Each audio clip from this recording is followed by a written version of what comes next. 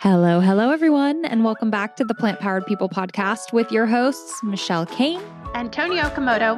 In today's episode, we are bringing you actually a bonus episode. So season 2 wrapped up months ago, and season 3 is kicking off on October 1st. But we've been home with this pandemic, and we just couldn't wait to come and talk to you all. So today we're going to be doing an update of some of our latest favorite things, how we've been surviving the pandemic, things we've been loving and getting into, and just there's been a lot of change and different things that we've been using, trying out, doing. And we imagine the same's for you. So we wanted to take this time to do this little bit different episode and hope you guys enjoy.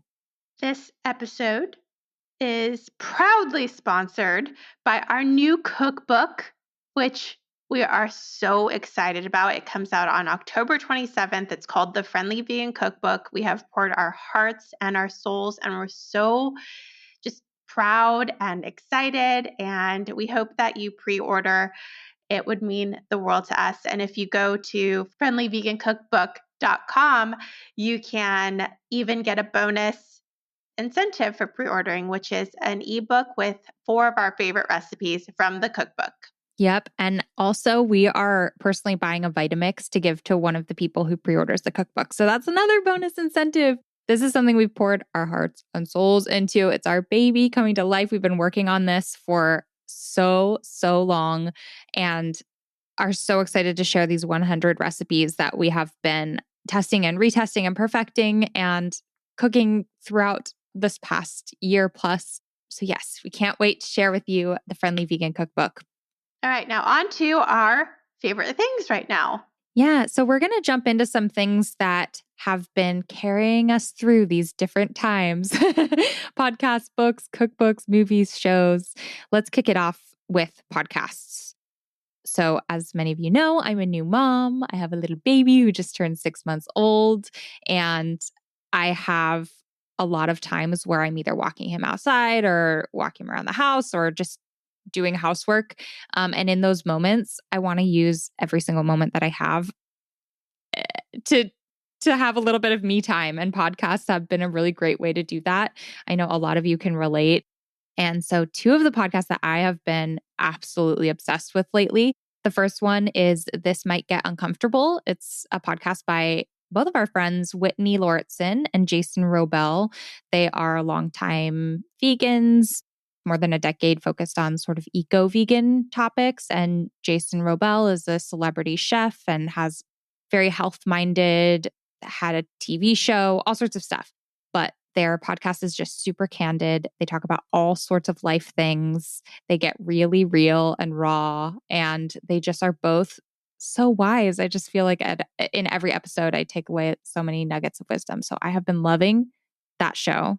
For me, I really haven't been listening to a lot of podcasts, but a ritual that we have in our home is to, on Sundays, go sit in our backyard in the sun with our doggy and listen to Meet the Press, which is a political podcast. It kind of gives me an update of what's going on. And the host, whose name is Chuck Todd, he's really entertaining to me. He is not afraid to ask hard questions of politicians and health professionals as they battle in the election and in the pandemic. So it's really interesting to hear these experts, but also to hear Chuck Todd be a little bit aggressive in asking the tough questions about where we are and why we're in these conditions. So I recommend it if you're interested in things about politics.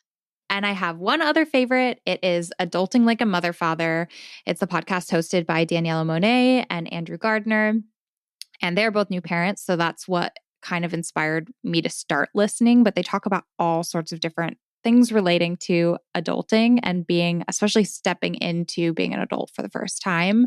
And again, they also get really raw about, relationships, parenting, life, home management, finances, all sorts of things. So if, like myself and Tony, you're newer into stepping to adulthood, that's a really great one to listen to. Because I don't feel like I'm new to adulthood. I feel like I feel like I've been You're an an adult old for soul. I feel like I've been an adult for so long now with Well, you just bought a house. I mean, that's big. You just got married.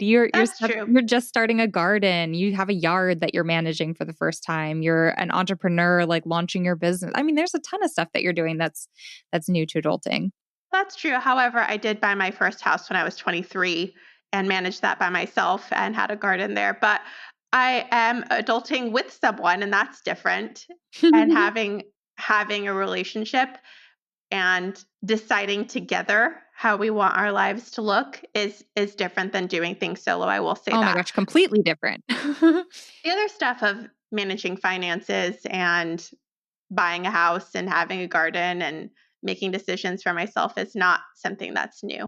Well, props to you for feeling like an adult since you were a wee little bitty child. I still feel like a child and I feel like I'm faking it till you make it as an adult so hard. Like I have a child now. There's nothing more adult than being a parent to someone else and I still feel sometimes like I'm walking in someone else's shoes and really I'm still just a kid. So I'm really grateful to my parents for giving me a lot of responsibilities early on and for just encouraging me without choice to get my first job when I was 16 and to become financially independent. And so I feel like since I was 18, I've been supporting myself, and supporting yourself and making things work just is very adult to me.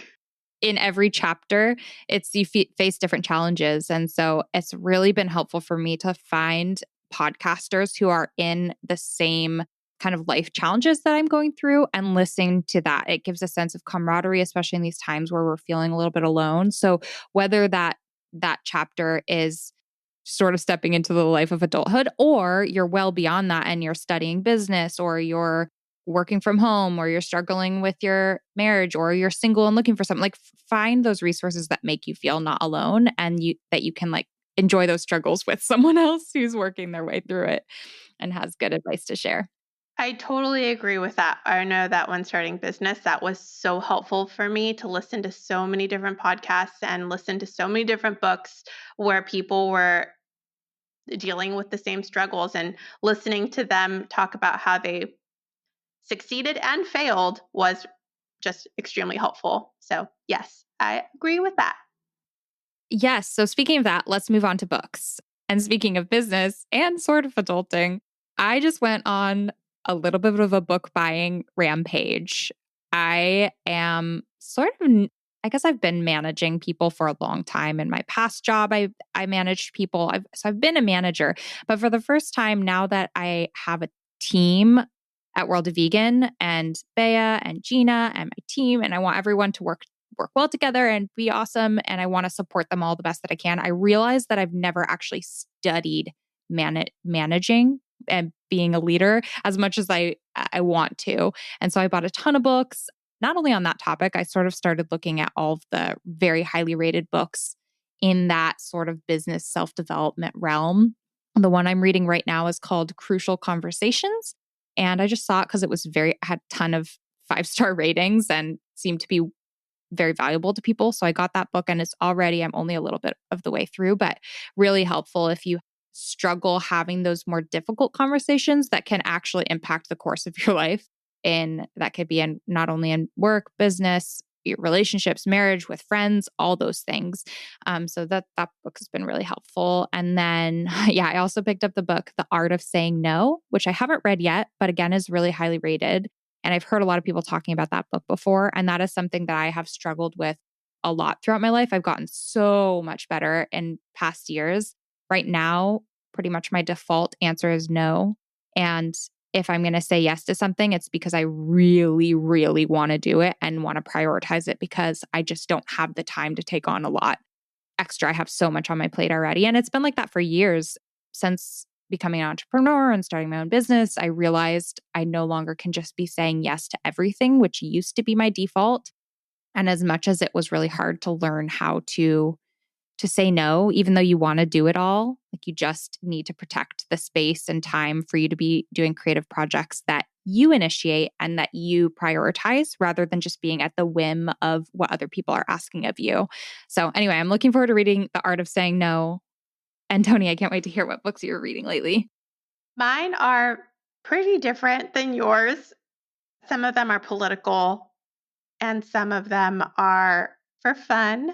And then one is called Why Marriages Succeed or Fail by John Gottman. And that one's just really interesting to me. Uh, our friend Milena is a relationship therapist and is a big fan of the Gottmans, who study in this space and have been studying relationships and intimacy for decades and have an institute in the Pacific Northwest, I believe. And she's regularly posting articles written by them. And I've been fascinated about how when you look at relationships, there's often there are signs of whether or not it would succeed or fail, and sometimes they are not obvious. And this book, I'm listening to it so you can hear them in their voices and in their using the connotations that they would like you to. They play out different scenarios of different people who are in relationships with either the same style and personality, relationship style and personality, or very different from each other. And sometimes I'll think, oh, those people are definitely getting a divorce. But then he'll be like, no, they work well together because they do XYZ. And so just to hear what's working for other people and to know that I can still be myself, even though it's very different than my spouse, it can work for us. And I love being married so far. I'm a year and a half in, and it's so important for me to maintain a healthy and happy relationship. I feel like doing this maintenance up front and continuing to grow together is a huge priority of mine. And I just want all of the tools and resources to make sure that we stay as happy and with good communication as we currently have, because I know that when we're together for 20 years, it may be more challenging, or when we're together for 30 years, it may be more challenging. So just to put this effort in and to gain the skills and um, coping mechanisms and everything else up front makes me feel better. That's awesome. Tony, I'm always so inspired by how much thoughtfulness you put into the things that matter to you in spaces where a lot of people, and I see myself as also, just kind of roll with the flow and aren't super thoughtful about it. And relationships are one of those things where I don't really overthink it. But as you're talking about this, I'm like, oh, I should read that book. Dan and I just celebrated our 5-year anniversary since getting married, but we've been together, pretty much living together for 10 years. So it's been a full decade being together. And while it doesn't feel like we're in a period of strife or struggle right now, that's almost the best times to read things that can let you know what you can be doing to keep things good, you know? So I can't wait to read that. I think that that's untrue. What I'm saying is, I believe that you are incredibly thoughtful, and even putting in the effort to learn different management styles and to pick and choose the kind of manager you want to be is exciting. And I love I love hearing what you learn. Thanks, Tony. Another book that I'm reading, or that I recently read, is Promise Me Dad by Joe Biden and Where the Light Enters by Jill Biden. And I feel like with the election coming up, I've wanted to be as informed as possible and know where I stand and why I stand there. And listening to different books and podcast episodes and staying caught up in the news has just made me feel more comfortable with my decisions. And so I read those books and I liked them both. And then for fun, I recommend a book called Born a Crime by Trevor Noah. I listened to it. I have Audible, so I get a monthly credit, but actually I get maybe multiple monthly credits. I don't know. I feel like I have a lot of credits. And Born a Crime by Trevor Noah is so, so funny. He just tells the story of being of mixed race in apartheid and how it was illegal. So he had to basically hide sometimes. He had to walk behind his mother and not be seen with her. And it's just fascinating. And he is so funny that he can take something very serious and make you laugh hysterically. There were times where I was crying, walking down the street on a walk, just like crying, laughing because he's so funny. That's awesome. Well, I need to read that too. Cool. Any others? I think that's it. Those are the ones that are most recent. Awesome. Okay. So we want to then talk about cookbooks because our cookbook. You guys might hear us talking about this a lot because we've been living and breathing our cookbook, but it's actually interesting because we pretty much wrapped up the creation of all of our recipes right before the pandemic hit. So we had for a long time been developing recipes, testing recipes, making these things again and again and again. And usually when we work on a project like that, at the end of it, you just want some space and distance. It's like when you write something that you've looked over 5 million times, you just can't read it again. And it can kind of feel the same with recipes. But we finished writing the recipes for our book. Then the pandemic hit. And then without any expectations, like this really, we didn't feel the need to go back and keep making our recipes, but we just kept every day or every couple days, I would send Tony a picture, or Tony would send me a picture of something that we made from our book because it was like what we were craving, what we were wanting. We just couldn't get enough of the recipes. And that just makes me so happy and excited and feeling even better about the resource that we've created. We wanted to create a book that was filled with recipes that you want to make again and again and will be staples in your life, and a book that carries through with you over the years. But it really was nice to see that in my own personal life, it was playing out how we envisioned and being like what we want to keep turning to for recipes. I'm not even joking, Michelle. In the past maybe 2 weeks, I've made the fettuccine alfredo, the yellow curry, the mango smoothie, and the walnut pesto. So I feel like even though there are a million recipes on the internet and a million other cookbooks, I'm still going to our cookbook to choose these recipes. Hey, Michelle, I'm sorry. I gotta open the door. Just a second. Okay. So I got a dog. His name is Eddie, and he's awesome. And one thing about having a dog is that they're really protective. And so my doorbell rang, and then he went all wild. And that's why I abruptly was like, "Look, gotta go." So sorry about that. No worries. And quick caveat, Tony's dog is so cute and also kind of internet famous. So you should definitely follow him on Instagram. His name is @Eddie the Pitty, Pitti, and he is really cute. He posts daily cuteness. If you want to follow daily cuteness, that's the channel you should go to. Let's jump into movies and shows. I know a lot of people have had so much more time to dive into watching some Netflix or Hulu or whatever and watching shows. I have not been so lucky. Life is so busy when I'm not being a mom. In all those spare moments, I am usually working. But in the moments I have had to watch shows, I started watching Lenox Hill on Netflix. If you haven't seen it, it's a Netflix documentary series that follows around 4 doctors in a Manhattan hospital called Lenox Hill.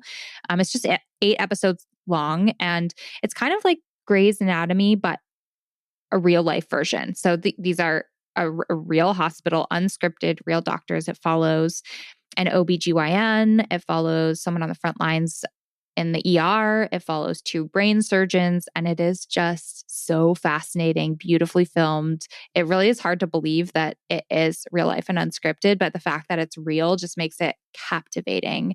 And then in their last episode, they did an episode after the pandemic hit, which is even more just, I think, so important to see and watch what's really happening in hospitals. I think so much of our information we get from social media and whatever news articles have been shared with us or that we read. And for me, it was just so interesting to see how things are actually playing out in a hospital, especially in New York during that time. It's just really hard and sad and heartbreaking for sure. But yeah, it's entertaining to watch and also informative and educational, and I highly recommend it. Michelle, I'm curious, is there a romance? Is there romance? I'm trying to think. There's not really, but it does work in relationships. So it's real life of people. So you see sort of like the struggle of marriage or relationships while you're working this job that is pretty all consuming. But it definitely isn't like creating a love story or anything within the script. I wonder if it's partly scripted, because one of the things I have on my list is kind of embarrassing. It's totally, actually, I'm not embarrassed. I love watching The Bachelor and Bachelorette. I know it's so terrible. I understand it's awful. Ugh, vomit, but it's so entertaining. I watch it. I started watching it because my best friend watches it, and it was a way for us to have this thing in common. And so I text her all the time. And then also the person who helps Michelle and I with our marketing for our book, her name is Heather. She and I now text about it all the time. And it's just a fun bonding experience. But anyway, I've read a lot of what it's like for the contestants, and it seems as though a lot of it is actually scripted. So it seems like it's reality TV, but there is a fair amount of acting. So I'm wondering if that's the same with Lenox Hill. Yeah, well, I mean, it's clear that they know they're being filmed and followed around, but you're also following like a cancer patient or patients that are getting brain surgery, and some of them make it, some of them don't make it. And so those things and those appointments, like as much as perhaps they're scripted or having people sit in a place where there's good lighting, maybe, or something like that, like they're very, very real life stories. Does that make you extra sad? Oh my God. It's really heartbreaking. So yeah, if you can't handle watching sad things, maybe don't watch it. I know that might be extra hard right now where just the world is really heavy. I know for me, I've just had to like turn off a lot because it's too much for my heart to hold.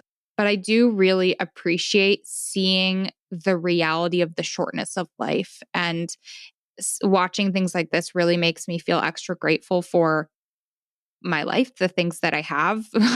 And I take away positivity from that. But if it's something that's just going to break you down and put you into a deep depression, then maybe don't watch it. Oh, yeah. I wanted to share that. So, my husband, Dan, does this new movie club with his family, which I thought was a really fun idea. I thought I'd share in case it's helpful for any of you. So, Dan's family lives in Ohio. We've long been far away from them. And so, forever, for 10 years now that he's been living in California, every single Sunday they Skype via Skype webcam and talk. And so recently, since the pandemic hit, they decided to do this little movie thing where each week when they're talking on Sundays, one of them will pick a pick a movie, and then they each have the week to watch the movie. And then the next call, they can kind of catch up on it and talk about the movie. And then it goes to the next person to pick. And I thought that was a really, really fun idea. And also, if you have like a group of friends who are of similar mindsets, or maybe who like documentaries, like a fun way to do. So Dan's family, a lot of times they pick like horror movies or funny movies or whatever, but it'd be kind of cool to do educational or documentary type movies and then be able to talk with friends about that later. I thought that would be a cool idea. That would be a cool idea if your friends have good taste. And it sounds like Dan's family has good taste, since this is a positive experience for you. But for example, my dad and I have such different tastes. We were looking for shows for him to watch because he got really into The Marvelous Mrs. Maisel, and he's like, okay, what else is like The Marvelous Mrs. Maisel that I can watch? And I'm like, ooh, you should watch Ozark. Ooh, you should watch Unorthodox. And both of those are so not funny. They're very big dramas. And although I like them, he does not like that style of depressing, heart aching show. But back to that, I watched Ozark and I watched Unorthodox, and I liked them both. Ozark was a recommendation from my in-laws, and it is pretty heavy. It's about the Mexican drug cartel. If you don't like violence, I don't recommend it. It is kind of gory sometimes. And then Unorthodox is really, really interesting. It's about an Orthodox young girl who's married very young in New York City, and she doesn't want to be part of the Orthodox community anymore. And so she flees to Berlin, and it's her experience living a normal life and what it's like when people are kind of chasing you, trying to force you to come back. It's really interesting. I loved Unorthodox. I thought that was so good. Me too. I wish it were longer. The end was really good. No spoilers, but I felt the same. They're coming out with all of these like short 8 episodes that like Lenox Hill is so short. And I was like, I want to watch this forever. And same with Unorthodox. So it's like such a teaser, especially because on Netflix, like I just fly through them so fast. The last one was a recommendation from Bea, who works with Michelle and I. And she loved this show. She's like, I love this show so much. It's my favorite. And she and I usually have pretty similar tastes, and we share what we're watching so that we can both watch it. And it's called Normal People. It was on Hulu, and she liked that it was raw and realistic. But I thought it was pretty okay. It was okay. I read a review on it, and it was so spot on. It was like, it's kind of awkward, and it's about teenage. It's like a coming of age story of being a teen in love, treating people poorly because you don't have the right skills to prioritize their feelings and your feelings at the same time.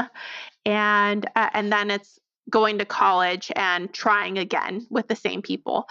So it just makes you feel uncomfortable a lot. So if you like feeling uncomfortable because people are treating each other in a weird way and being really authentic like that, like, sometimes we say things we wish we hadn't said, or we treated someone that we cared about in a way that we wish we didn't. It's a lot of that.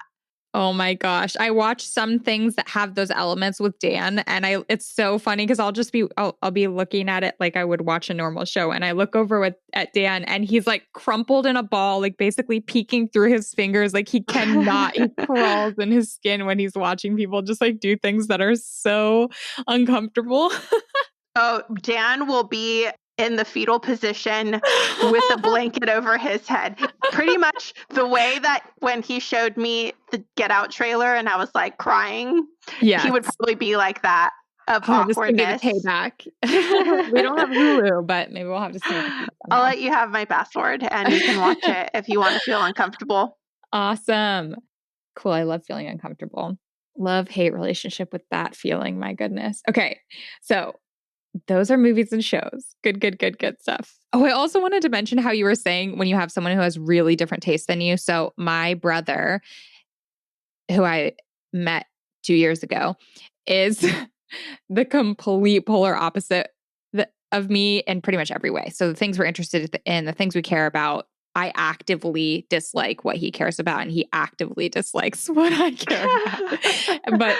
But we love each other. Well, at least I love him. So one of the things that we've been doing, which has been really hard, and lately I've just been too emotionally burnt out to do this, but when I feel mentally strong, is we'll swap. So we have opposite, we follow opposite news, we listen to opposite podcasts, all of it. So I'll pick a documentary for him to watch, and he'll pick a documentary for me to watch. And I am then in the fetal position watching these documentaries, and I feel so uncomfortable. But I also know that then he's watching like The Game Changers or What the Health or something. And he even said he had a piece of spinach the other day. So, wow. That's good. I know Michelle sent me like an article or an author or something that her brother likes, and I was even in the fetal position, being like rocking back and forth. Oh gosh. Oh my goodness. And I know everyone listening can probably relate, no matter where you fall on the spectrum of life, issues, causes, politics, any of it. It can be really hard to see very, very differing opinions that feel like they go against your very heart and soul. But trying to find ways to just connect with those people, and especially when it's your family, you can't just write them off forever. So yeah, doing little swaps like that can be an interesting challenge for both of you. We could talk about this for a whole other episode, but as Michelle and I, everyone who listens knows, we believe that kindness and compassion and friendliness can take you very far in what could potentially be um, a cause, a situation that's a cause for total separation. So some people don't want to compromise or listen to someone else's opinion because it differs. And Michelle and I continue, like we play the long game, kindness, compassion, and over long periods of respectful dialogue, even if we're disagreeing, believe that's how change is made. Yeah. And it's not easy. It's for sure hard. I think the easy route is just saying, these people don't agree with me. They're saying things I don't like, so I will block them or cut them out. And sometimes you need to do that. I have found myself, especially now where it's just, these times are heavy, I've found myself needing to just step away more than usual. But when you have the strength and emotional capacity to take it on, be present and convert in not blocking people out who are different than you, because that's how we end up in the situation we're in today where no one understands each other. I also want to be specific that I'm talking about a certain type of person in your life. So your brother, your dad, your mom, your best friend, whoever it is that has a differing opinion, whoever it is that's close to you, even if they're not your blood related family, that's where I focus my attention and give that compassion. The person who I went to middle school with and haven't talked to in 20 years is not where I'm trying to put that attention. So I understand that we have limited capacity, and I I feel like just being really thoughtful and strategic. I know that's a terrible word, but for me, it's so limited. I feel so deeply. I have to use that energy when talking to people who are in my family in a very strategic way so that I don't use it all up. Yeah, it is so draining to talk about things you deeply care about in a situation where it's not being received how you hope it is. And I fully agree. And I hope that anyone listening does not use that limited pool of energy on long internet threads or comments on the internet, because that's not where real change is made 99% of the time. But yeah, okay, cool. Happier notes. Let's talk about food. So life has been a little different. We're all at home. We're shopping different. We're eating differently. Tony, what are some foods you've been loving? I have been really loving the basics. I eat rice and beans with avocado at least once a week. I make a big double batch of this golden rice that's on Plant Based on a Budget and cook some pinto beans in the pressure cooker and rely on that multiple times a week, probably at least 1 to 3 times. And that's one of my favorite things to eat. It's my go-to. And then of course, I always love soup. I make soup, I don't know, 3 times a week, 3 different soups per week. And then I also have been cooking things that are a little bit out of my comfort zone based on what I have in my garden. So trying to find new ways to use zucchini when my zucchini plant has produced over 60 zucchinis. Oh my gosh. And you're not just talking I know. zucchini. Tony dropped off a zucchini for me and it was the size of 2 of my faces put together. Like, it was huge. Yes, I have a lot of zucchinis and they grow so fast. I can't stay on top of them sometimes. And oh my gosh, I missed 3 zucchinis. They were just hiding because my plant is so big. And I pulled them out, and I'm not even kidding. They were like the size of my thigh. Oh my gosh. So what are some zucchini tips? Because I'm sure other people who are exploring gardening, maybe for the first time or maybe longtime gardeners, how are some of the favorite ways that you've been using zucchinis? What's really cool about zucchini is that it takes on the flavor of whatever you're putting in. It's really neutral. So I've been shaving it into a lot of things for extra nutrition. So shaving it into things like pancakes or muffins or any baked good. And then putting it in any stir fry, any soup, any just really, Yes. really everything. It's really versatile and it is so neutral that you can even put it in desserts and breakfast foods. Another thing I've been hearing people talk about with zucchinis is that you can throw them in smoothies, which I have not tried yet. But Whoa. Tony, when you brought me your huge zucchini and I was like, how am I going to use this? I ended up using it in soups and stir fries. But since it has no flavor, it just adds a little bit of bulk to smoothies. I know a lot of parents do that for kids because it's a great way to get veggies in and they have no idea it's in there.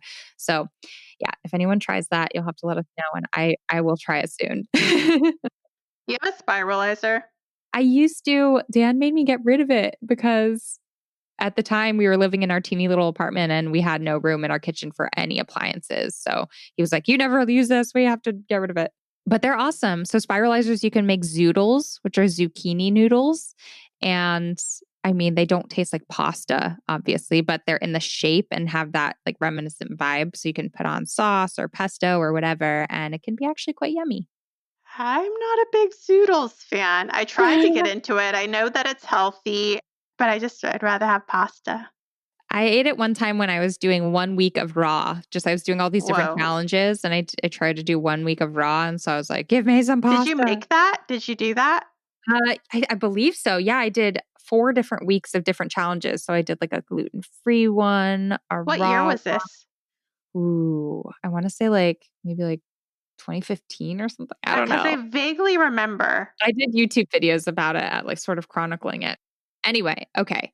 Oh, I also want to give a shout out to zucchinis and soups, which I know Tony mentioned, but I put some zucchinis in a soup I made when my mom was over here. And Dan and my mom were like, ew, you're putting zucchini in soup. And I had thought the same thing until Huh. Tony made me a soup with zucchini in it. And it's actually really good. It has no flavor. You don't even notice it there. But when people see you putting zucchini in a soup you're going to feed them, they're not going to like it. So they're not going to like the Interesting. thought of it, but give it a chance. Give it a chance. I've never heard that, but Yeah. I'll beware now. Okay, but speaking of zucchini, hobbies, something that has really kept me happy during the pandemic, being home all the time, is spending time in the garden. I grew a lot of food, like hundreds of pounds of food. And it was cool because we planted some trees last year. And so they're now 1 year in. We planted a fig tree and a peach tree. And then in early March, we planted zucchinis, tomatoes, peppers, and more. And it got me really excited probably 2 months in. Then I started planting things from seed. So I planted flowers from seed and other other things. And now I'm really into it. I've got all kinds of things in my backyard and I just started a fall garden from seed so I can see that my Brussels sprouts and my um, cauliflower and broccoli and all these leafy greens are doing really well coming into little seedlings and I love it. I'm so mad at the pandemic because I know if it wasn't for the pandemic, I'd be seeing you like every week and getting to try some of your bounty. Oh my gosh, I wish I got to see you all the time because I have a million tomatoes. Oh my, well, I will soon have a million tomatoes. The one thing, well, okay, I planted a Meyer lemon tree and a nectarine tree. The nectarine tree had beautiful nectarines on it, and I was so excited. And then the squirrels got them all before they were anywhere near ripe. So I had to mourn the loss of my nectarines. But I also started tomato plants from seed for the first time, and I did my first one, which is now growing up. He's like 3 feet tall and has flowers and will soon turn into little cherry tomatoes. But after I started that, I started like a few more in like little used yogurt cups. And now I have like, I want to say 6 or 8 up and coming tomato plants following after. And so, yeah, soon I will have a lot of tomatoes. That's really cool. I've been doing all kinds of things, roasting them, putting them in salads, putting them in pasta sauce, putting them Mm. everywhere. Oh my This gosh. tomatoes with everything. And so far, the easiest way, which is roasting them with a lot of garlic, like a whole head of garlic and a little bit of olive oil and balsamic vinegar, is the best. And then afterward, I just take some fresh herbs from my garden, whether it's parsley or Italian parsley or basil. I chop it up and then toss them with the roasted tomatoes, and it's really good on top of rice with some air fried tofu. Perfect meal. Oh my gosh. Speaking of air fried tofu, one of the things I've been loving is air fried sweet potatoes. And it's so good. You just chop them up like fries, stick them in the air fryer, I put on some like salt. Actually, I say but really Dan has been making these. A little bit of oil, some red pepper flakes, salt, garlic powder, and air fry them up. And they're so good. And we put the recipe on World of Vegan too. So yummy. I love it. And I love how cooking from your garden makes everything so much healthier too. Like it just inspires you to cook based on seasonal produce, which is amazing. Yum, yum. Okay, so those are some of our hobbies. But another hobby that is also at home is home improvement. I've done some little things like fixing up some spots on the wall by repainting. If they were peeling or dirty, I just cleaned them and repainted. Then I moved on to bigger things like installing cabinets and framing things that I wanted to have up on the wall and just making it a cozier space. And then I got really ambitious and decided I needed to redo my bathroom. And so I watched a bunch of YouTube videos and tore off the tile with a demolition hammer that I rented.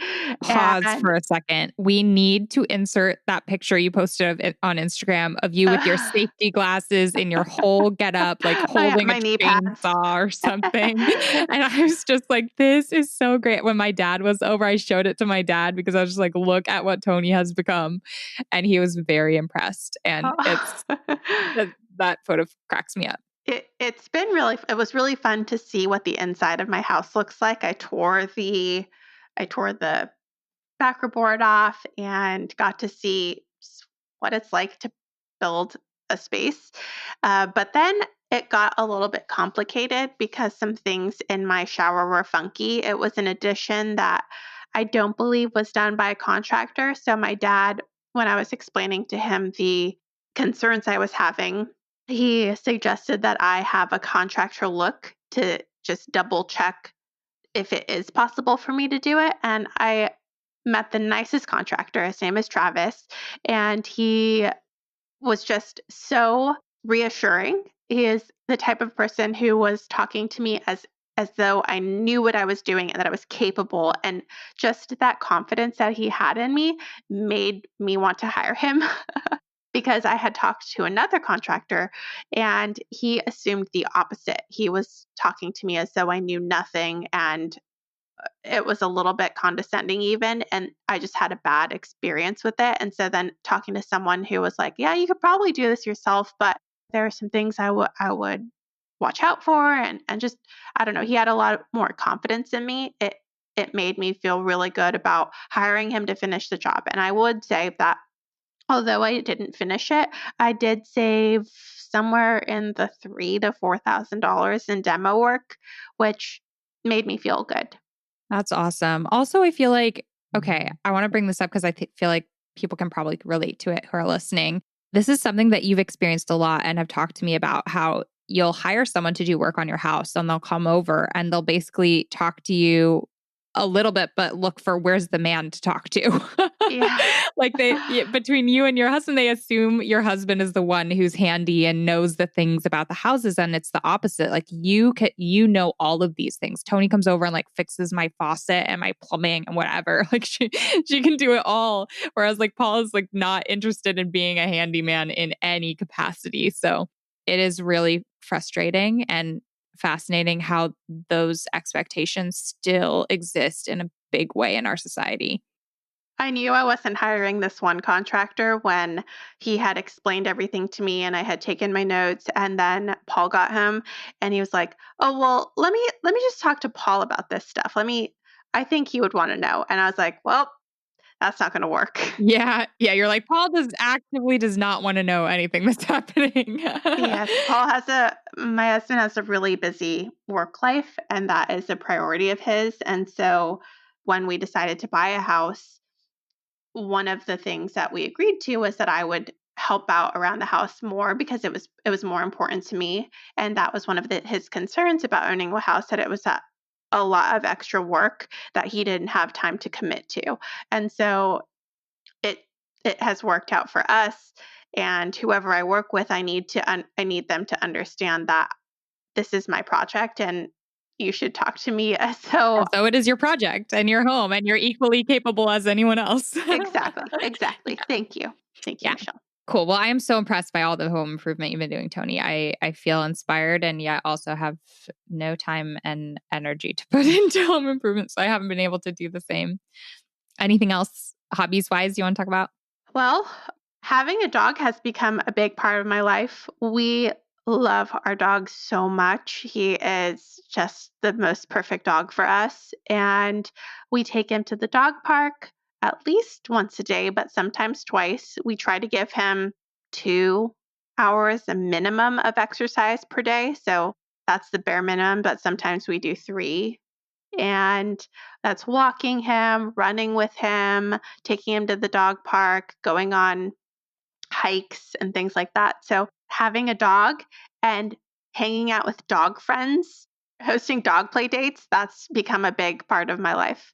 It's so funny because we became new parents at almost the same time. First, I had my human baby, and there was a lot of thought put into how we're going to execute our work life and our friendship, whilst also me becoming a parent. But then you spontaneously adopted a dog, and I feel like it is almost the same amount of effort.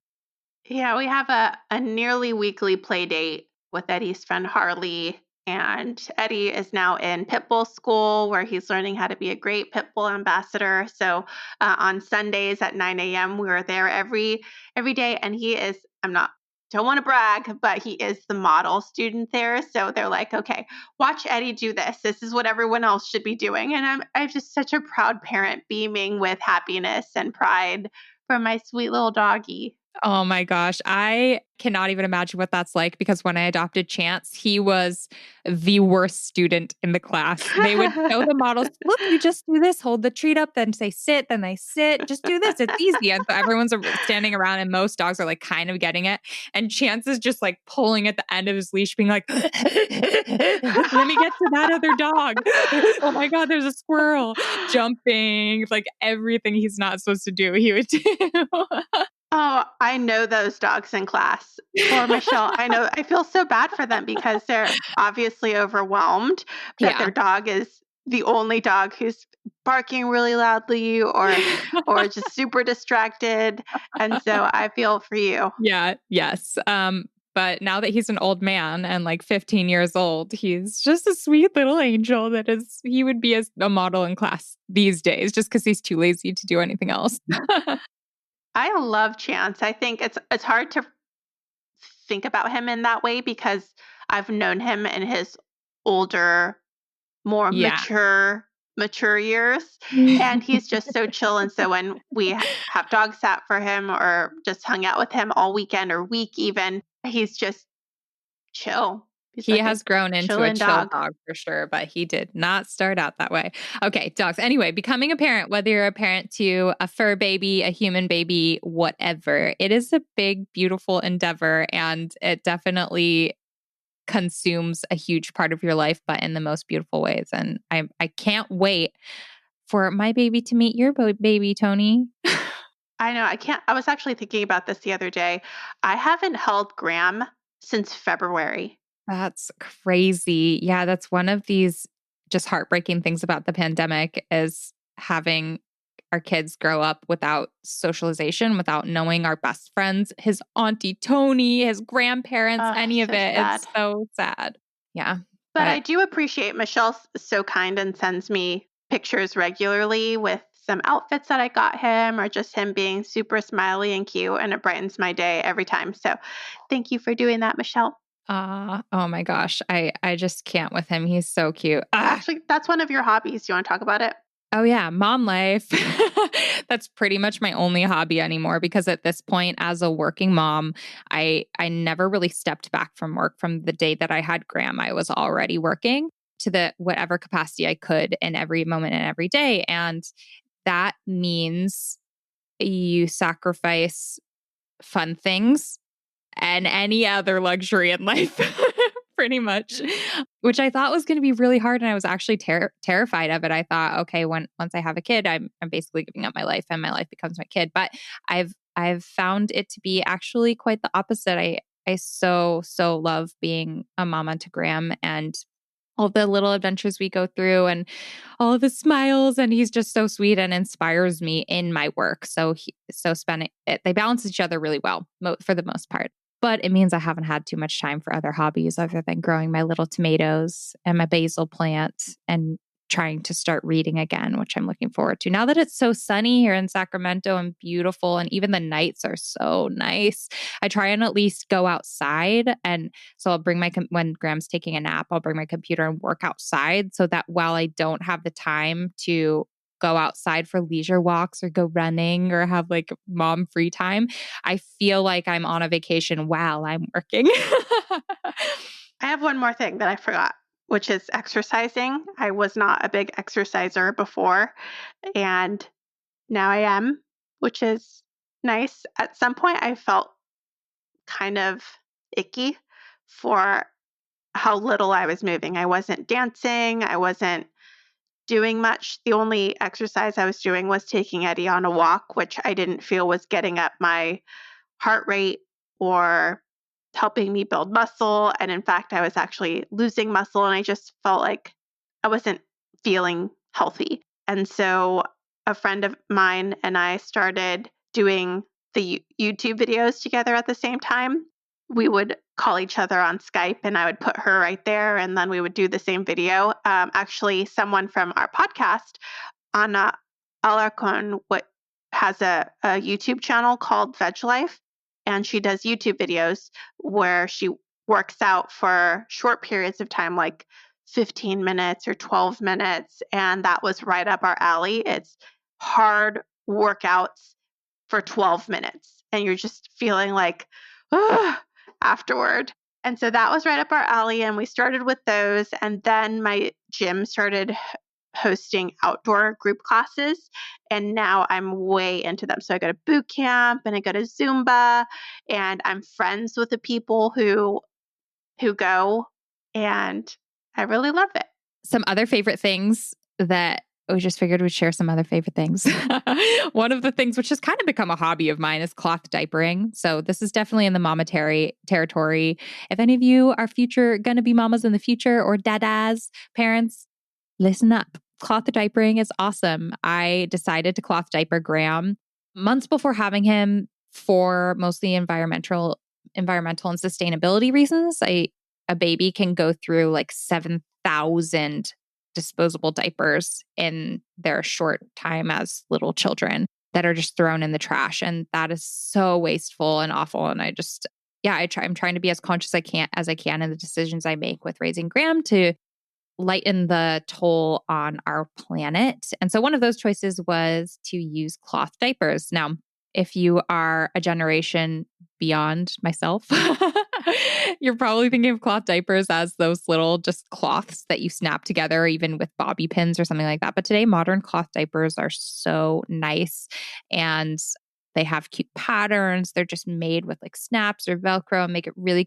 no more inconvenient than using a disposable diaper. You just have to wash them in between. And I thought it was going to be kind of overwhelming having a new child and also having to run lots of loads of laundry. But I've been really pleasantly surprised. They've been working out really well. And yeah, it's a great way to avoid diaper rash, save a ton of money. Like we're talking thousands of dollars, do something more sustainable and help the planet while you're at it. And then, it's been going great. So I created a whole guide to cloth diapering on World of Vegan. So if anyone is interested in that, you can check it out. I share all my tips, what to do, what not to do, what I use at worldofvegan.com/cloth diapers, cloth-diapers, but we'll link all that. On that note, in my cloth diapering journey, I discovered something that I now use for regular clothes and things as well, which is the concept of sun bleaching, which was new to me. I did not realize this. So with cloth diapers, if things get stained or that start looking a little bit dark or whatever on a white fabric, you can actually just wet the fabric, stick it in the sun for an hour or a couple hours, and it bleach magically takes the stain out. So it's beautiful and white again. Like it works better than bleach or any of the things. And I was just blown away by how this worked. And then another thing happened where I got a stain on a shirt that was lighter in color. And I was like, let me just try sun bleaching this. And I put it out in the sun and it pulled the stain out. And it's just magic. You guys have got to try it if you guys ever have stain. Michelle, do you have to spray something on there? Nope. You just wet it. So you put water on it and then put it in the sun. And I'm not sure, it might work with some types of stains and not others, but whatever it is has blown me away. Well, some things I've been loving are watching pollinators in my garden. I love it big time. I can sit out there. Bzzz. Yeah. Butterflies though, and dragonflies and moths. All of them are so fascinating to me. And I've planted a bunch of different flowers, and each flower has its own pollinator or a couple pollinators. And I just think that's so cool. And we ripped out our lawn earlier this year and planted 120 different native plants, including lots of flowers or drought tolerant. And it's just so beautiful. And then with that, getting sunshine has become something. I used to really stay out of the sun, which made my vitamin D a little bit lower. And I have a lot of feelings about why I stayed out of the sun. It was partly because of my upbringing, and my grandma didn't want me to be dark, and I'm just naturally darker. And now I've kind of embraced it. I stopped caring as much and let go of that like childhood idea that I had. And yeah, I feel great being in the sun and hanging out in my garden. And then lastly, I used to feel like I wanted to leave all of the time. I had such a busy schedule pre-COVID, and I was traveling for work. I was having dancing multiple times a week. I was always looking for opportunities to be productive and feel busy. And now I've really been appreciating being at home and for the first time just feeling settled. And that's really nice. Yay for being home. My favorite thing in the world. But there are things that we really miss. It's been nice to recharge at home, but we do miss so many things that we would have been doing otherwise. I missed my honeymoon. We were going to do a delayed honeymoon after I got married. I went on a book tour, and we delayed our honeymoon 1 year, and we were going to go on our 1-year anniversary to Belize, and that got canceled, which was really sad. What do you miss?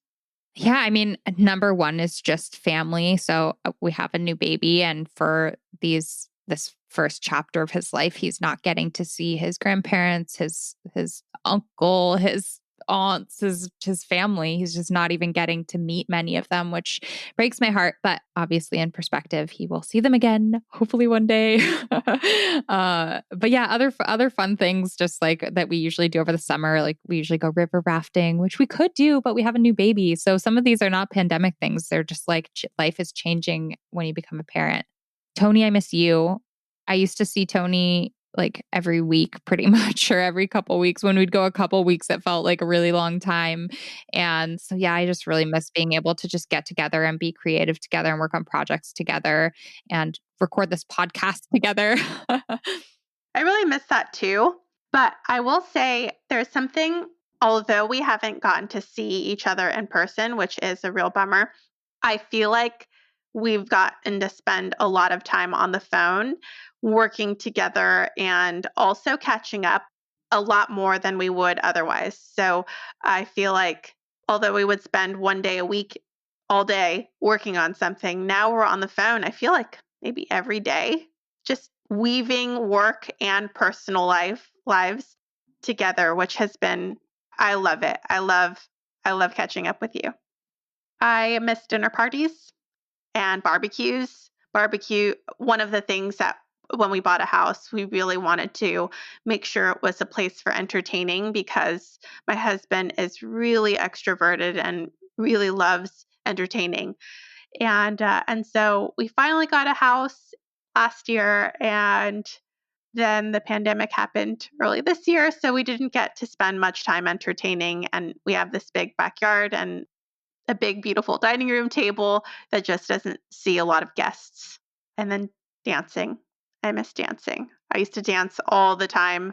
I love swing dancing.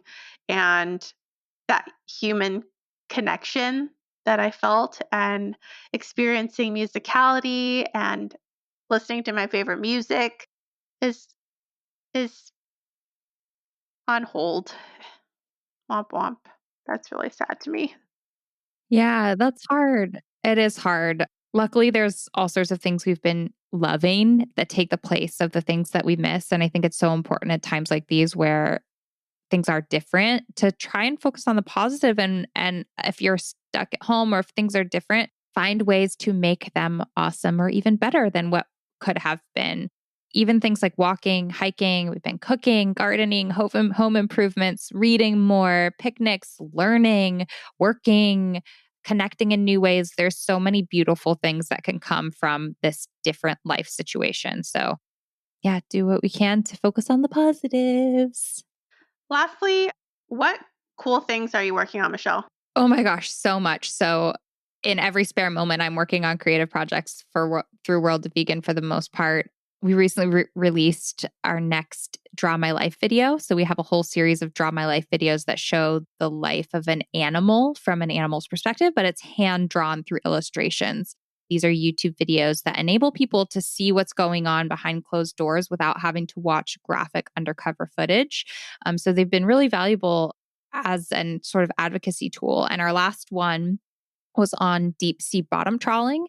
And if you've never heard that before, I encourage you to watch the video. We will link it in the show notes, but it's told from the perspective of a sea turtle. So, oh, and this is the first time that we're having them done by a different artist, and they're just done so, so beautifully. So, yeah, I hope you guys will check that out. And we're already working on our next one, which is going to be about shark finning.